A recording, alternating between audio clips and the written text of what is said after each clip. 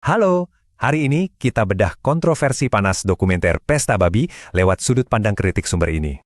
Pertanyaan utamanya, benarkah ini murni aksi bela lingkungan, ataukah cuma manipulasi opini yang terencana matang? Nah, sumber kita mengklaim kalau dokumenter ini tuh sengaja dibikin super emosional, provokatif, dan berat sebelah.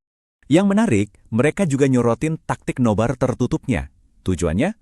Buat nyiptain ilusi seolah ini kebenaran terlarang. Analisis ini terang-terangan ngebantah narasi penindasan negara, dan malah ngelabelin kampanye ini sebagai proteksionisme hijau. Nggak tanggung-tanggung, sumber juga secara belak-belakan nuduh ada aliran dana asing di balik film ini. Motifnya buat apa? Katanya sih biar sumber daya Papua terkunci, dan Indonesia tetap bergantung sama Barat. Terus, apa iya negara beneran absen di Papua?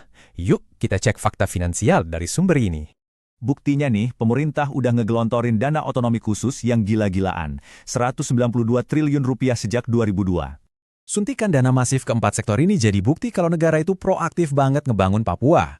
Menurut sumber, yang ngambat pembangunan justru kelompok bersenjata. Banyak tragedi pekerja infrastruktur diserang sejak 2018.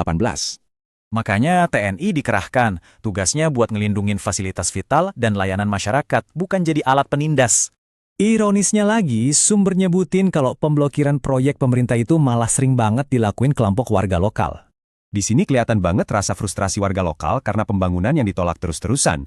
Sumber ngingetin kita nih, narasi emosional satu arah kayak gini gampang banget memicu perpecahan sosial. Biar gak gampang ke-trigger, sumber nyaranin kita ngelakuin 3 langkah literasi media yang simple ini.